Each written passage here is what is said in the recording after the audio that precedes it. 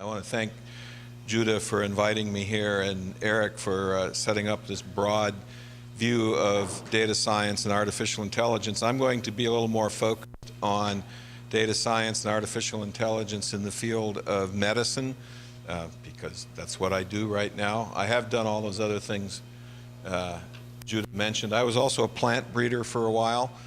That was kind of fun. So anyway, I just want to tell you a little bit about where I'm coming from. This isn't meant to brag so much as to just put a little foundation under why I'm concerned about data science and in medicine. I'm the Chief Technology Officer at Mayo Clinic, and Mayo Clinic operates in 5 states, the yellow blotch up around Minnesota and Iowa and Wisconsin and Arizona and Florida, and then we have these satellite affiliate organizations spread around the United States and the world to the tune of about 70 different affiliated hospitals. Mayo Clinic proper, those 3 organizations in 5 states, sees about 1.5 million patients a year in a total of 5 million visits. We run the second most used health information site in the world called mayoclinic.org. It's one of my problem children, and we're a pretty substantial enterprise. So we deal a lot with data, and we deal a lot with data in the field of medicine. So here's my agenda for today. I hope you find all of this interesting. I want to start with some basic philosophy about data and knowledge that kind of sets the foundation for a lot of the things that I want to talk about in more detail. I apologize if anyone finds my characterization of this oversimplistic or inadequately philosophical. I actually have a fairly nuanced view of this, but this is a good way to get started. So first of all, as a species, humans act through the application of what we know to a situation in order to decide and act. And we do that pretty systematically, and you know, it's how we get along. We take in a lot of data, and then we decide what we're going to do next. And Eric talked a lot about how we might use machine intelligence to start to influence those decisions. But the interesting thing to me about that is when we do that, we're dealing with 2 different kinds of things that we know. One of the kinds of things we know are these things called facts or observations, or for the purposes of this talk tonight, data. We all kind of have an intuitive sense of what data is. It's something that we can observe, and then we know it, and we can share that knowledge with each other. But the other thing that makes this data come alive, that animates the data, is what do those facts mean to us? What is the context into which we embed them in order to make them relevant for decision making? And that's what I'm going to call knowledge here. And that knowledge comes in lots of different forms. And again, I apologize for oversimplifying, but it will help me get through this and make a point. There's a kind of knowledge which I call received knowledge that is originating in the human mind, or more broadly speaking, the human experience over time as we've incorporated it into our cultural being and social being. It's incredibly important to us. It's one of the ways which we understand and interpret the world. Obviously, folks at this institution would understand that very deeply. But it's not primarily data-centric. It is something that is part of the human experience. There's a kind of formal knowledge which, you know, basically is we use logic to act on axioms to come to a conclusion that is forced. If we accept the axioms, we have no choice but to accept the conclusion. And we think about that as formal knowledge. And then there's this broad, really interesting for the purposes of this talk type of knowledge, which I call derived knowledge, which it originates in the inference and deduction on repeatable observations of the world. So we go out and we look at the world and we determine how it works by looking at it, and then we come to conclusions. We build a knowledge framework around that. And if you think about the expansion of medicine since it became something like scientific in the late 19th century, that's really what it has been about. It is about observations that we ultimately agree on represent what's going on in the world, and an entire framework of biomedical knowledge about disease processes and pathophysiology and treatments and how all of that works. So the interesting thing is that this data and derived knowledge have this interesting property that in some sense we have to agree on them, because they are referent to an external part of the world. And if we don't agree on them, they're not really very useful to us. So, for example, the observation that a person whose heart has a reduced ejection fraction, it's not pumping blood very well anymore, has a certain course of disease. And that's an interesting bit of knowledge because it happens in a reasonably repeatable fashion across the world. It's important for a physician, a cardiologist, to know the ejection fraction, the volume of blood that your heart is pumping, because from that they can predict something else. And that prediction is based on the fact that we kind of have to agree on that. We're both, if there's two of us, we're independent observers, and we look at it and we agree that that particular data corresponds to those particular sequelae, as a physician would say.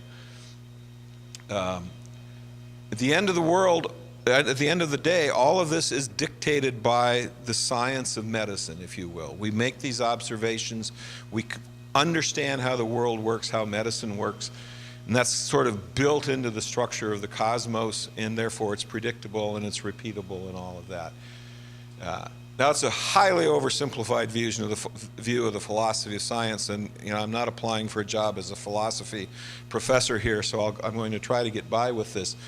But the last point is the one that I really want to carry with throughout this talk as I talk about the use of data science in medicine, and that is, even on these things we have to agree on. All of the science of medicine, the way in which diseases progress, how it is that cancer kills us, why it is that having BRCA1 in your genome predisposes you to breast cancer.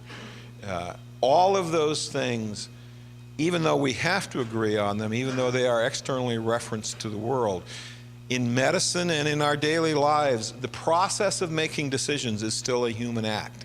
And that's fundamentally important to what I want to talk about here today, because I want to talk about how we can use data science in medicine to improve the act of decision in the context of the delivery of care in medicine, and not lose the soul, if you will, of medicine in the process. To use this to make us smarter, to make us better, to help us heal, but ultimately to retain that characteristic of medicine and indeed of the way we live and interact as social beings, where the decisions are fundamentally human. So I want to apply this to medicine, and then I'll dig into the more computer science-y aspects of it. So I just list some things, and I use this when we, at the medical college at Mayo Clinic for some of our informatics courses, some fundamental things we expect from medicine, from our interactions with physicians. First of all, we expect physicians to be skilled. So physicians are going to do things like cut a hole in you and take out an organ and sew you back up and expect you to walk around. You want them to be really good at some very fundamental skills. Or one of the more amazing things we do is we replace your ailing a valve in your heart that has failed by threading a tube up your femoral artery all the way into your heart and popping open a ready-made valve. And so we can do, it's called a transarterial valvular replacement. We can replace your mitral valve without ever making a hole bigger than about 1/4 of an inch long in your groin. You want a really skilled person doing that, because if they do it wrong, you end up with a hole in your heart or a hole in your vena cava or something else that's going to turn out really badly for you. Those are just some fundamental skills. We want physicians and the people who work with them to be caring. So this is a fundamental piece of who we are when we are in the practice of medicine. This is a human transaction from one human being to another, and an uncaring doctor kind of gets a bad reputation. People will say about an uncaring doctor, rather acidly quite often, well, he may know his medicine, but he sure doesn't know how to care for people. And so that's a second sort of thing. The last two are what are really interesting for this talk today. We want doctors to do informed decision making. Figuring out your diagnosis and then figuring out a treatment plan for you or your loved one if you're ill is a highly scientific undertaking. It requires a lot of knowledge in the form of those data that we talked about, and a lot of knowledge in the form of that understanding of the universe, the framework on which we hang that data, in order to do informed decision making, because it makes a huge difference how they make that. And I want to give you a really simple example of the interaction of data and decision making that kind of illustrates this. We know, because of recent advances in oncology, that the reason certain chemotherapeutic agents have historically worked for about a third of the patients we give them to, and it was always a mystery, right? We would give this chemotherapeutic agent to one patient and their cancer would disappear, and you would give it to the next patient and it seemed to have no effect. Well, we now know that in many cases that's because that second patient has a gene that enables its liver to extremely rapidly metabolize that drug. The drug never gets to the tumor. So we want to be able to make the observation, to get the data, that you've got that particular gene variant, that particular allele, because then we won't even try that drug on you. We won't put you through that chemotherapeutic regimen, which is pretty tough, and expect you to get better, because we know in advance you're not going to. Whereas if you don't have that particular gene variant, that might well be your route to recovery and health. That kind of informed decision making you expect from a doctor. And as an institution, as a society, we expect doctors to be able to make decisions like that 100 times a day. They will see 20 patients and they will make 100 decisions of that sort. Look at this data, look at that framework, in the framework of medical decision, and move on. The last thing we want from our physicians is continuous learning, because the thing I just gave you as an example was impossible 8 years ago.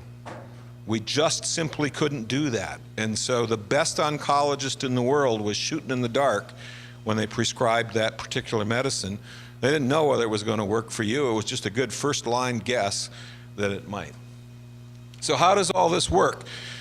The science of medicine says we observe a population adequately to figure out some regularity in how things work, in that this particular medicine has this particular effect, that there's a pathway by which your heart fails, that if you have a condition called hypertrophic cardiomyopathy, you are at 100 times the risk for sudden cardiac death, literally just dropping dead on the street, as the person who doesn't have hypertrophic cardiomyopathy, which is a fancy way of saying you've got a particular gene that makes your heart wall extra thick, right? We take those population observations and turn them into the science of medicine, this big framework that people use to make those informed decisions. And then, as a physician with a patient, we sit down and we look at your particular data, and we ask the question, where do you, with the observations I just made about you have hypertrophic cardiomyopathy, but how thick is your heart wall really? And how delayed is the electrophysiological signal that tells your heart to beat? And what other things are going on in your life? So that we can make a decision about you based on the things we learn from a population to construct the science of medicine to give you a treatment. And in the particular case I'm talking about, the treatment we would put in an implantable cardiac defibrillator, because you're 25 years old, you feel perfectly healthy, you may be on sports teams and everything else, but if you've got HCM, there's a 1% chance every year of your life that you're just going to drop dead because your heart stops beating. Well, we can take care of that. We can put in an implantable cardiac defibrillator, and if your heart stops beating, it'll just restart it automatically. We've got these things and they're pretty cool, but we don't want to put one of those in everybody because, well, the biggest reason is because they have about a 1% per year failure rate, and when they fail, they sometimes try to defibrillate a perfectly functional heart, which one may stop the heart, and if it doesn't, it's roughly equivalent to being hit in between the shoulder blades by a baseball bat while you're walking down the street. It's an incredibly traumatic experience to be defibrillated if you don't need it. So this is the pattern that drives data science in medicine. All right, I'm talking a lot about medicine, but I want you to get this in your head from a data science point of view. We take populations and we learn what we can from those populations by observing data, correlating it to this knowledge framework, bring that into the clinical setting so that we can look at an individual patient's record and say, how does this individual patient stack up to that population observation? It's the core of the kind of predictive and analytic model that Eric was talking about. And that's a huge problem for us without help from some modern technology. And it's the reason it's a huge problem is if you look at this chart, the potential data we have about every patient increases over time, and I mean it increases exponentially. Literally, the amount of data we know about you if you come to Mayo Clinic for a full workup now would stagger a physician from 40 years ago. From 40 years ago, they were looking at 20, 30, 40, 100 observations, maybe in an exceptional case. We have thousands to hundreds of thousands of observations. And so the amount of data we have about you is huge. But at the same time, that big framework of shared knowledge that gives us the context for making decisions is equally growing exponentially. So I have a database at Mayo Clinic of what are called pharmacogenomic rules. And they're just rules that refer to the example I was talking about earlier that say, this drug will not work in you because you have this particular genomic variant, or this drug will be exceptionally powerful in you because you have this other particular genomic variant, and you'd better be very careful about that. 10 years ago, there were 0 rules in that database. Our knowledge base was 0. Today, there are about 15,000. In another 10 years, there will be an extra couple of zeros on that as we do all of that. And that's just one tiny corner of that shared knowledge database, shared knowledge base. So you go over the course, and this really is since about 1850. So there's no scientific medicine before 1850. It was all just nonsense.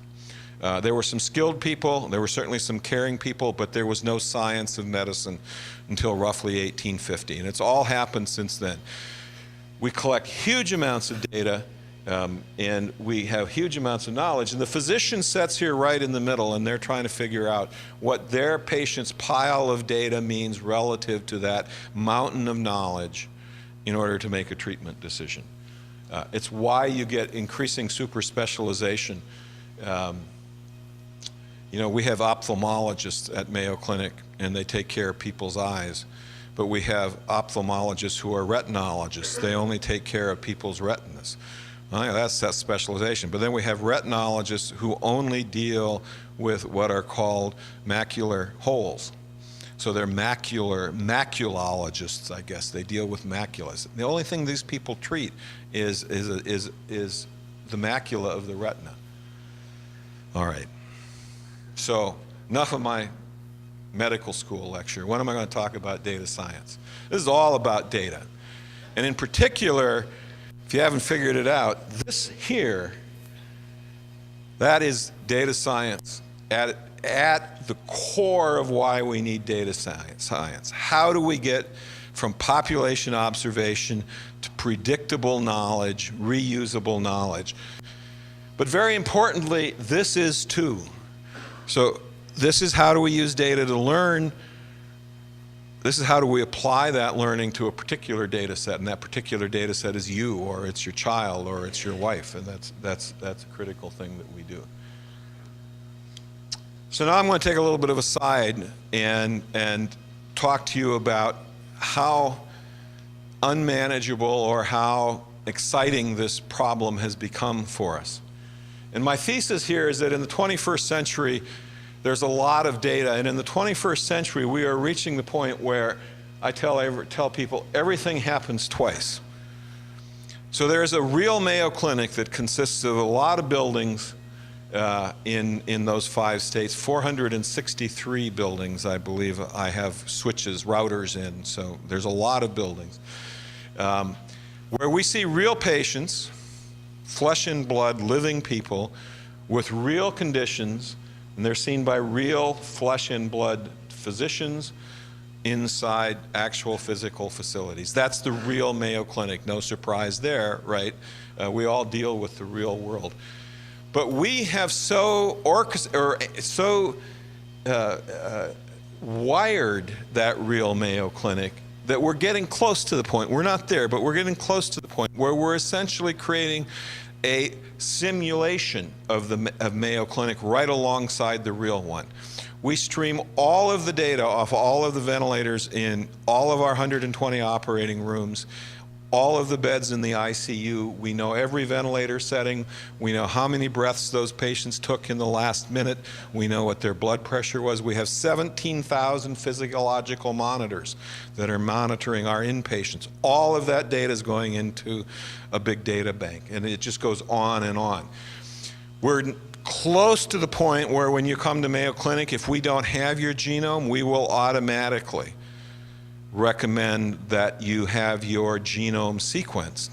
That generates, the first read off of the sequencing machine generates about 500 gigabytes of data about you that we then have to reduce to, I mean, it's not that much when we get done with it, but the initial read. We're streaming all of that data into this vast system, and I'll show you a little bit about that in a minute, that creates a patient record and all of these digital artifacts that are essentially a simulation of how Mayo Clinic works. We know where our patients are because we increasingly, we don't do this everywhere yet, but we give patients when they come through the door a badge. And the badge does RFID. So we know if the patient is lost. If we told them to go to the 17th floor of the Gonda building to have one of these transarterial valve replacements, we know if they're actually wandering around on the 17th floor of the Mayo building with no hope of getting between the two, because while the two buildings are right next to each other, there are a couple floors where you can't get between the two, and the 17th is one of them. So we can send them a message on their device then and say, well, you're close, but you're not going to get there the way you're going. So all of that exists. This is the core that makes us a big data enterprise and a data-driven enterprise. We will record everything we possibly can, not because we're creepy about it, but because this helps us give better medicine. I want to give you an example of just how detailed that gets. This is a real story. We've got about 120 ICU beds in Rochester. And typically when you're in an intensive care unit, you're on a ventilator. I mean, probably about half the population in the ICU is on a ventilator, so they're not breathing on their own. There's a machine breathing for them. And those ventilators are computers, and they're connected to the network, and they record data about what they're doing and about what's happening to the patient, and we stream all of that into our database. You could go and look online and find a paper where our physicians use that data to discover that the outcomes for patients who were on ventilators using a certain a filter, an air filter from a certain manufacturer, were about 20% more likely to have a bronchial infection than the ones who were using a different one. Now, I guarantee you that 20 years of nurses changing all these filters wasn't going to discover that signal. It was a pretty buried signal. But the data had the signal. That's the sort of thing that this simulation makes possible. So in the real Mayo Clinic, we have medical knowledge. In the simulated Mayo Clinic, we're just dealing with information technology. The real Mayo Clinic is data-driven. The simulated one is data, and it animates that medical knowledge for us. And it's a really big deal. When we talk about big data, we kind of get tied up in there's billions of records and everything else. But I just want to tell you a little bit about how complicated medicine is and how it's become big data. So this is Mayo Clinic. Mayo Clinic is a fairly large hospital, but it sees significantly less than 1% of the patient visits in the United States in any given year. So we're not We're not talking about a United Health, which actually insures about 50% of us, less than 1%. We have on the order of 10 to the 5th, I don't know the exact number, but on the order of 30,000 handheld devices that nurses use as they do their rounds to do their flow sheets to record everything that they're doing with patients. All of that data goes in. We have about 100,000 tethered workstations of one sort or another that are feeding data and allowing people to interact with the data all of the time. Just as an aside, we have on the order of 50,000 CPUs that are doing various things for us, and we can talk a little bit more about that. But then here's the really interesting thing. Every CT scanner or MRI scanner, every infusion pump, every physiological monitor, every lab test instrument in our laboratory building, which does about 1/3 of the laboratory tests in the United States, every gene sequencer, every one of those things is a computer that's connected to the network that's giving us data into these automated systems. So all told, there are, at a hospital that sees 1.3 million patients a year and has about 60,000 total employees, there are about 250,000 computers connected to our network. Most of them are generating data. Few of them just consume the data. And that adds up to, in the healthcare industry, to, this is an eye chart, and I won't expect any of you to read any of this, but I just wanted to use it to make the point of the incredible range of data that we're connecting, from personal health records to all the medications that are prescribed and all the medications that are filled. So how do you know what medications your patients are on? Well, you could go to the medical record and see what you prescribed them, but that doesn't tell you what medications they're on. That tells you what you hope they're on. You want to know what medications they're on, you want to go to a company like SureScripts or CVS or any of these other companies that actually fill prescriptions. You want to get an automated data feed from them, so we do. So we know whether you actually filled your prescription. We don't know yet whether you're taking the drug, but we at least know you went to the trouble of getting the prescription. I was out at Verily, which is a Google company, this spring. Verily's got a medicine dispenser that they can, a medicine bottle that they believe they can manufacture for under $1 that will tell us every time someone takes the lid off of their medicine bottle. It's got a little low-power Bluetooth interface on it. This is incredibly valuable to us if we give it to an older patient who may be at risk of not remembering to take their medicine, because if we don't get that signal, then we can have a nurse case officer call them up and get all of that. But it's also really interesting data from the standpoint of the data scientist, because what we're going to learn when we have that kind of signal is, when do people actually take their high blood pressure medicine? And is there a correlation between when they take it and how well they do on measures of cardiac health, right? And they're going to discover when they do that to me that I'm very random about when I take my high blood pressure medicine, whereas other people will be. So we've got all that medication information. We've got everything from lab results and all of that sort of stuff. But then we've got genomics information, we've got ancestry information, we've got census records, allergies, we've got what people spend on their health care, because we get these from insurance records. It turns out that that's an important part of the healthcare environment, because again, you know, if we prescribe physical therapy but you don't go to physical therapy, so no insurance record is generated, that tells us something about the effectiveness of our teaching, but it also tells us whether we should expect you to get better sooner rather than later if you're recovering from, for example, an orthopedic surgery. And then we get into this stuff we call unstructured data. So where's the most interesting data in the medical record? Some of the students and I talked about this. If you were diagnosed with a particular type of breast cancer that had expressed a particular surface antigen, where would you expect to find that? You think there's a table in our database that has that in it in a neatly recorded form? No, it's in a physician's note. They typed it out. That's unstructured data, but we can still use it. We can still read it. We can tell the computer how to read those sorts of things. And then there's all of the images. So we record at Mayo Clinic, we record 10 million new two-dimensional images a day. So a CT scan might generate 1,000 single images from one CT scan because it's volumetric. We treat each one of those as a single two-dimensional image. There's about 10 million of those a day. From the standpoint of traditional data science, they're just a blob, right? But there are all kinds of techniques we can use to interpret those. So there's this huge range of data that's driving all of this. So how do we get from all of that data to knowledge? What's in it for the students in this room? Historically, we've done this hypothesis, test, publish, and hope like heck somebody adopts my insight sort of approach. And it takes about 7 years to do this. Somebody gets a data set, they do some statistics on it, they publish a paper in the Journal of the American Medical Association or Lancet or the New England Journal of Medicine, and it says, this is really important. If you look at these particular factors, they'll tell you something about your patient's risk for sudden cardiac death when they have hypertrophic cardiomyopathy. And with any luck, we translate that discovered knowledge into a physician population knowledge.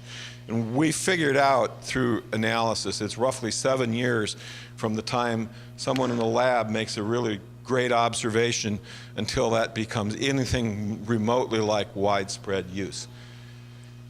Increasingly, though, we're doing a much more focused sort of data-centric data science knowledge where we do predictive statistical modeling, and there are lots of great predictive statistical models that allow us to do this. And this allows us to directly integrate the knowledge into the electronic health system and deliver it to the physicians through that sort of mechanism.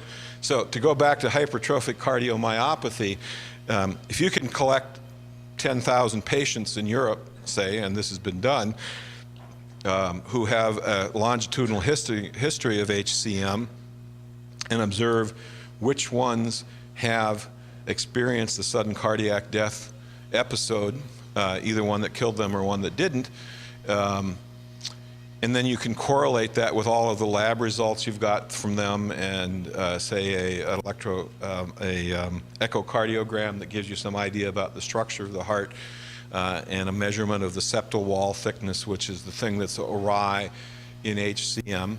You can come up with a particular statistical model. It's called a Cox hazard model or a Cox regression model that does a pretty good job of saying this particular patient's risk is 1% per year versus 0.01% per year versus 5% per year. Well, if your risk is 5% per year, you definitely want that ICD. You're going to take the risk that you might have the occasional misfiring. If it's 0.01%, probably not. The beautiful thing about this is because it's an actual rigorous, mathematically rigorous model, we can do lots of things with this. First of all, we can directly integrate it into the health system, so we can take a look at all of the data that's moving through our system and observe Steve is coming in for a consultation today for a suspicion of hypertrophic cardiomyopathy, and in interest of that, he's having the following tests done in our cardiology lab in the morning before he meets the cardiologist, including an echocardiogram. And as soon as we've got all those results, we can run the hazard model. So when the physician brings up his medical record, and I'll show you an example of how this works in just a second, the first thing he sees is this patient has a strong suspicion of a diagnosis of HCM with a associated risk of sudden cardiac death of 2%. All right, it's new data made out of old data, and we can integrate that into our system in months to maybe a year and get it to all of our physicians, including our family physicians, instead of this publishing cycle where literally never gets to the family physicians. You just kind of hope for the best. And then we can go beyond that. So this is data science in action, and we're doing this. You know, we hire statisticians all the time in order to help us with this, and data scientists to help the statistician. The next iteration on that is machine learning, which is typically for us about prediction or classification. The difference here is rather than a scientifically and mathematically rigorous statistical approach, we use a machine learning based approach where we don't necessarily know why the machine knows the answer, we just know that it knows the answer. But you can do astonishing things here that are much more difficult with statistical techniques. The one that I usually use as an example, because it's just kind of mind-blowing, I've talked to some of the students about this earlier, there's a type of brain cancer called a glioma. John McCain unfortunately suffers from a glioma, and it's going to be the cause of his death sometime in the next 9 months in all likelihood. Well, the interesting thing about a glioma is they're often deep in your brain, and so we can't biopsy them. If we can biopsy them, we can learn which ones are susceptible to certain drug or radiation regimens based on their genomics. But we can't biopsy a glioma that's wrapped around Broca's area, because if we do, you won't be able to talk when you're done. You might be alive, but you will have ceased to have one of the core functions you value as a human being. But we really, really need to know that genomics. Well, there's one approach that says, with some luck, if the tumor is advanced enough, it will be shedding some cells and we can get them out of the bloodstream, and then we can do genomics on them. But that's hard. It's particularly hard if the tumor is very young and hasn't started to metastasize yet, which is when we would like to catch them.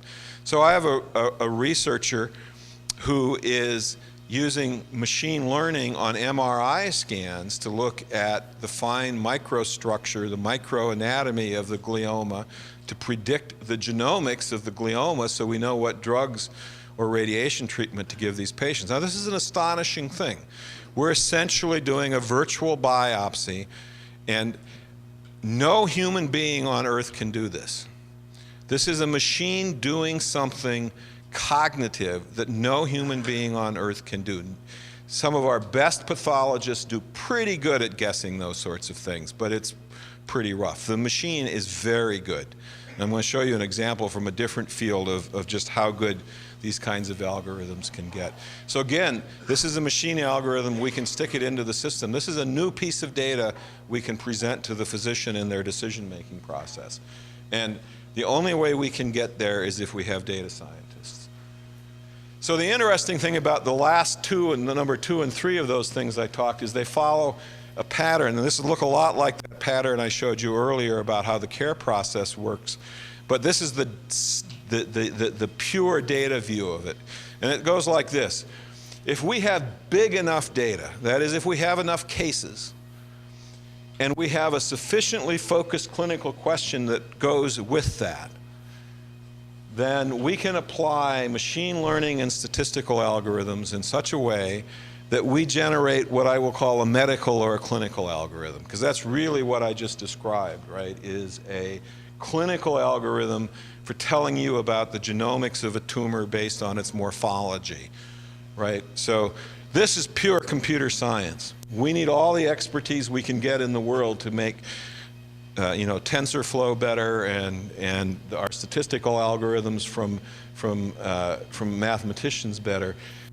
But the magic of combining enough data with a properly asked question is those algorithms turn into clinical algorithms. It's literally a translation in language going on. So we're going from data plus computer science to a statement in the clinical space. This patient has the following type of tumor and therefore should be treated with the following drug regimen. And then again, we apply that to a particular patient's data in order to get the decision support and move on. This is the magic of data science in clinical informatics.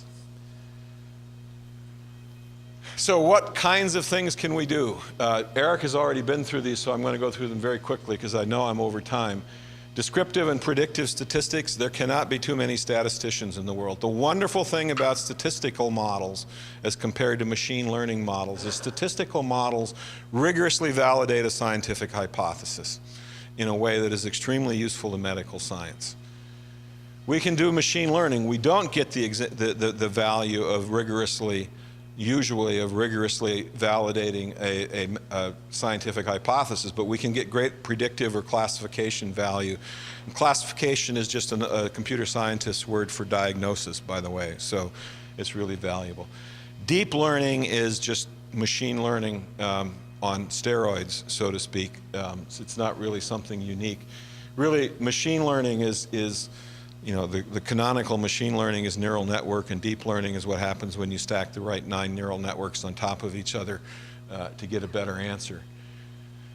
We can do data mining in order to generate hypotheses. Now, traditional statisticians kind of get weak in the knees and faint when we talk about generating hypotheses, but I've seen some incredible things using topological data analysis where we visualize data sets that allow people to see something that was there all along, but they could never see before, and allow them to form a scientific hypothesis that then we can then feed back into the scientific process. Inductive reasoning, how do physicians live on Bayesian inference? I mean, a physician is basically a big Bayesian engine that takes in relatively weak priors and spits out very definitive posterior conclusions. And so inductive reasoning is really important. Natural language processing is incredibly important to us because so much of what we know in medicine is written. If you go in and you have a CT scan and there's something suspicious on your CT scan, if you have an angiomyolipoma on your kidney, there's not going to be a record in the relational database that says angiomyolipoma 2 centimeters. There's going to be a note in a radiologist's notes that says that. We can go and get it with natural language processing, and we do this at Mayo Clinic. The natural language processing at the core of the Watson computer is based on a framework called UEMA, and that was co-developed by Mayo Clinic and IBM starting about 20 years ago. And finally, one that's horribly overlooked, and it hurts me that it's so overlooked, is this notion of optimization. So there's a raft of mathematical techniques that will allow us to look at a problem and say, even though it's computationally intractable to find the very best answer, we can use linear programming or mixed integer programming to find something that is a very, very good answer. And that can be incredibly important. One really good example of this that just kind of, it has one of those grabs you by the heart sort of characteristics. So we have in a building at Mayo Clinic a big cyclotron, an accelerator. It's a little bit bigger than this room, and it accelerates protons to 0.9999% the speed of light. And then we can focus those and use those to treat cancer. It's called proton beam therapy. And the magic thing about proton beam therapy is that when those high energy protons enter flesh, at the energy at which they enter the flesh, they have a very weak interaction cross-section with water and proteins. So they don't deposit much energy. But they do slow down, and at some point they slow down where they cross a threshold at which they have a very high interaction cross-section, and they dump a lot of energy. So you focus your proton beam into a narrow pencil-like thing, and then you put enough jelly next to the patient's head or whatever body parts you have, and you move the proton beam and aim it very carefully so that at the precise moment it gets next to that 10-year-old kid's pituitary tumor, it's slowed down enough that pop, it dumps a lot of energy in the tumor and nowhere else. And you do that from this angle, and you do that from this angle, and you do that from this angle. That's really important. But you don't want to shoot those protons through Broca's area. And if you had protons, you might get by with it. You definitely don't want to do it if you're using a gamma knife, right? And so there's this optimization problem of all the different angles that you can shoot 5 beams into a person's head in order to cure them of cancer, and we do. Which is the best one? And that's a linear programming problem. You may not find the best, but you can get really close. All right, so this is going to be really quick. This is an example from statistics. I've already talked about sudden cardiac death and hypertrophic cardiomyopathy, and there it says it was a Cox proportional hazards model. It's a wonderful thing.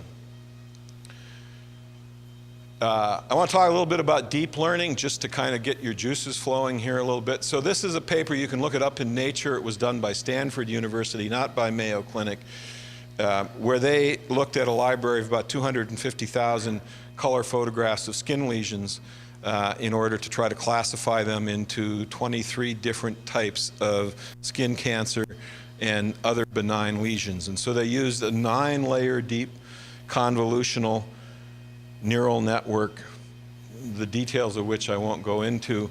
But at the end, they had something that was very good at looking at just a picture that you might take with your cell phone and classify that skin lesion. But there's something really magic about this. First of all, this is an area under the curve graph, which if you don't know about, you need to go learn about if you're going to be a data scientist. Basically, this says this is sensitivity from 0 to 1, which means how likely am I to see a melanoma if it really is a melanoma. And this is specificity from 0 to 1, which is to say how likely if I say it is a melanoma, is it going to be a melanoma. So it's a false positive, false negative, the inverse of false positives and false negatives. What you want, obviously, is something that's perfectly specific and perfectly sensitive. That's pretty hard to get with anything. This curve shows the algorithm tuned with various data sets, and the red dots are their 27 dermatologists who were their control set. Notice that the dermatologists, with one exception, are all on the wrong side of the curve. So the algorithm is better than dermatologists at looking at a skin lesion and saying, is this skin lesion a melanoma or one of these other types? An amelanotic melanoma, an acral lentiginous melanoma, those sorts of things. But there's something even more magical about these machine algorithms, because these things are tunable. So if I wanted to use this algorithm in a nurse triage, where I literally said, send me a picture of that thing you're worried about, I would tune this algorithm to be highly sensitive at the cost of specificity. Because I don't care if at the nurse triage level I'm getting 2 out of 3 false positives, because all that means is I ask that person to make an appointment with a dermatologist to get and ultimately maybe a biopsy and a pathologist sort of stuff. But I've missed essentially none. I haven't let anybody slip through who's going to die from melanoma next year because I let them slip through. If I want to use that same algorithm in the lab as a gut check or a double check for the pathologist, then I'm going to go the other way, right? And so it's an incredibly powerful technique. Natural language processing. So here's a paper on what we've been doing at Mayo Clinic on natural language processing. We do this all the time. I mean, literally physicians come to us and say, I need you to read notes to find me X, Y, and Z. And we build an algorithm, and then we go look for X, Y, and Z in those physicians' notes. The last one I want to talk about is entirely different, really interesting, still falls into this machine learning space, and that is we can take the natural language processing algorithms and tell them to read every medical paper published in any language, but we start with English. So everything that's available online on PubMed, where we have full access to the context, and open source, any textbook that isn't prevented us from reading them from copyrights. And we can build a semantic model directly out of all of those of what's going on in medicine today. Well, why would we do that? We would do that because we've got a scientist, and this is the drug discovery use case here, we've got a scientist who's focused on a particular step in a metabolic pathway between this protein and this protein, and they're looking for drug candidates that may affect something in that. They're looking for metabolites that are associated with that. Well, they could try to read 100,000 papers in their field that are going to be published this year, but they will not be able to read them. Or they could go to this thing, which has read all of them and has a semantic model, and say, what metabolites are associated with the transition from this phase of the protein to that phase of the protein? And are there any reports in the literature of drugs that seem to impact that? I don't know, we're doing drug discovery with a machine now. So that's an incredibly powerful thing. The very last thing I'm going to say is I want to get back to this notion of human knowledge and the human interaction in the care delivery, and to put some context on this. So I don't expect you to be able to read this eye chart, but what this is the decision tree, the top-level decision tree that we use at Mayo Clinic for a patient that would present with atrial fibrillation in a first presentation. To turn that into layman's language, that means the left atrium of their heart is no longer beating, it's doing something more like quivering than beating. And you can live through atrial fibrillation because there's plenty of oomph from your right ventricle to push the blood through your lungs, and it'll get through your left atrium down into your left ventricle, and your left ventricle will work. You don't want ventricular fibrillation, that will kill you. But atrial fibrillation just makes you feel kind of funny, like your heart's beating too fast or it's not working. But it puts you potentially at really high risk for stroke, because now the blood is potentially pooling in that part of your heart. And when the blood pools, it doesn't move, and then therefore it thinks it should clot, and if it clots and then the clot gets pushed out, that's bad news for your brain. So this is the decision model that we expect a physician who's seeing, and this could be your family physician, who's seeing you for the first time with the symptoms of atrial fibrillation to get to a treatment decision. So we've already diagnosed it. And the point is that every one of these hexagons is a separate decision. And what we're doing is we're taking those and saying, these are the good questions. This is where we can go to a physician and help them make the next decision. So if I'd had my computer, I was going to open this and demo it, but I don't need to. I will just go here. This decision here says post-cardioversion anticoagulation. So what does that mean? Cardioversion means that we electrically shocked your heart so that your atrium starts beating again. We converted the heart back to a normal sinus rhythm. You guys watch TV, you've heard normal sinus rhythm a million times, right? Because they always talk about it on the doctor programs. So post-cardioversion, now, should we give you an anticoagulant or not? Well, depends on your comorbidities. What else is wrong with you? Because if you have a propensity to bleed, then giving you an anticoagulant may cause you to bleed into your brain, which is just as bad as having a stroke. But if you don't have a propensity to bleed, we don't want to do that. So how do we figure that out? Well, we go to a machine learning model, and we say, so in a 50-year-old or 60-year-old male who's got a first presentation of this, and their only comorbidity is being pre-diabetic, and they're on blood pressure control medicines, what does it say? Do I anticoagulate this person or not? And if I anticoagulate them, do I anticoagulate them with a traditional reversible anticoagulant like warfarin, which is toxic in its own right but has some advantages, because if it turns out you start bleeding, you can come into the hospital and they give you vitamin K and you'll stop bleeding? Or do I use one of the newer novel oral anticoagulants, which are easier on your body but we can't reverse them, so that if you go over the edge? So how, we want to help them make that decision. How do we help them make that decision? Well, what's worked in the past? What does the data say? How do we go all the way back from that picture I had before, from this is what the data in the population says, to this is what's going to work for that particular patient? All right. Thank you very much.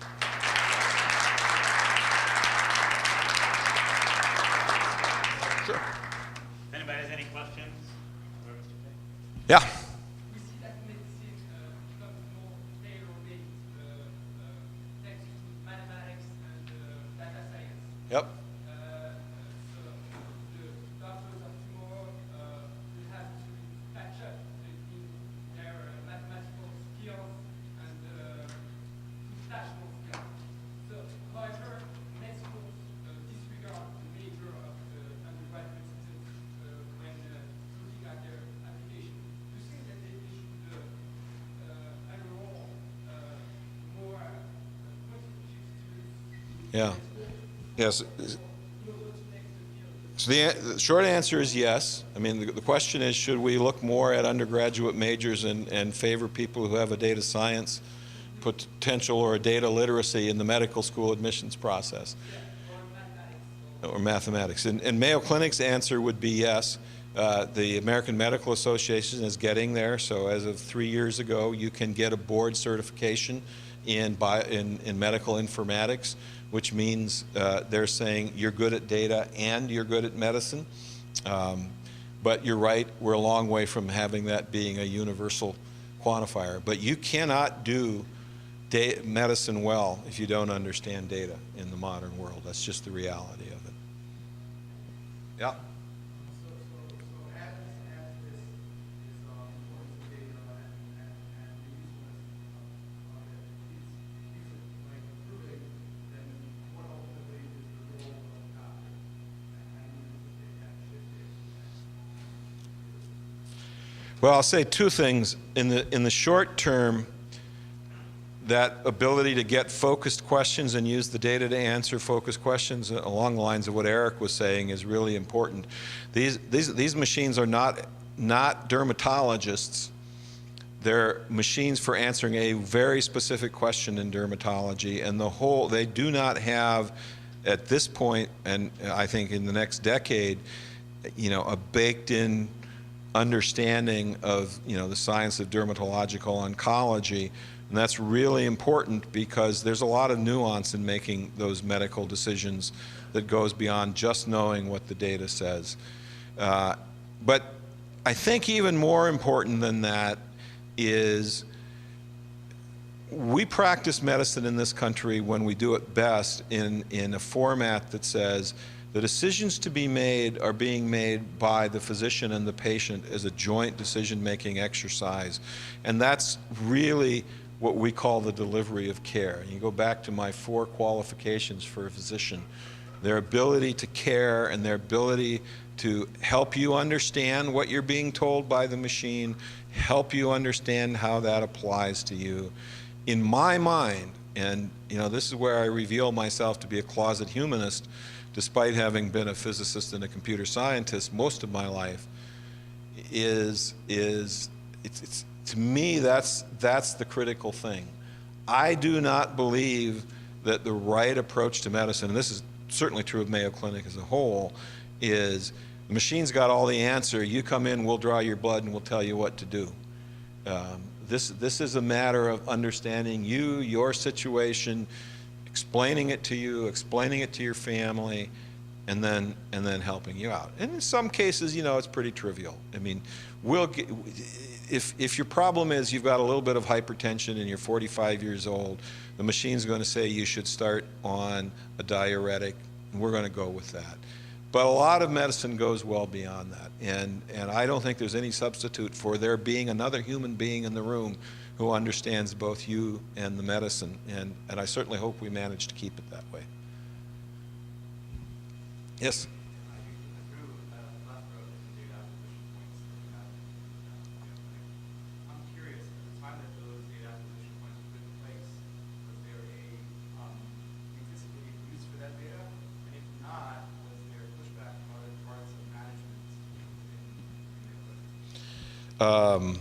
So first, answer to the first question is there was an anticipated use in most cases, but it is rarely the one that we end up using the data for.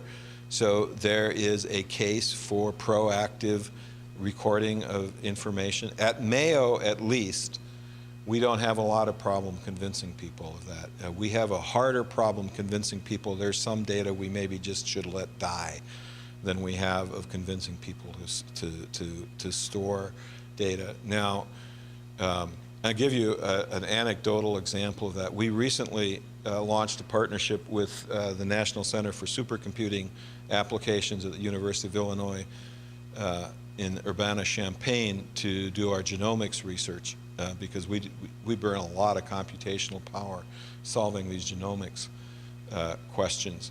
And we had a library of, I don't know, a couple 100,000 raw genome reads. And there's a lot of data, like 500 gigabytes per raw genome read.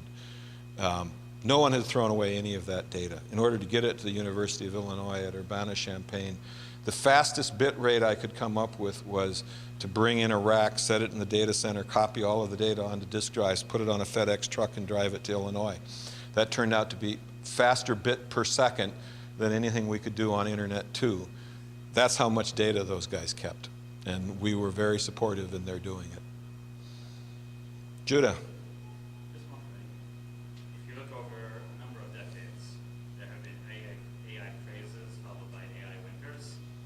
I think the popular assumption is that this time is different. That was also the popular assumption in the previous turns of the crank. So, what's your impression? Well, my impression is that there's data now. We have documented instances where the machines are better at doing a skilled cognitive task than the people they're replacing. They're focused, and that's an important feature of it. And I'm not saying you're going to be seeing a machine as your doctor, but you may be well having a machine tell you,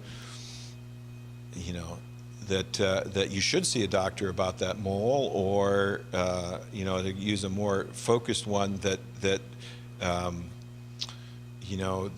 biopsy we took really is a lymphoma.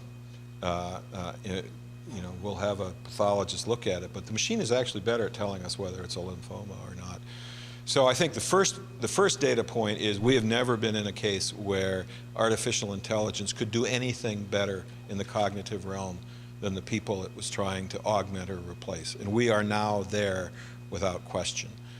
The second thing is that we know, because of the experience of some big organizations like Google and Amazon and some of the work that's being done on things like autonomous driverless vehicles and those sorts of things, that we have learned to put multiple learning models together in a way that solves real world problems rather than toy problems. And that has never been the case before.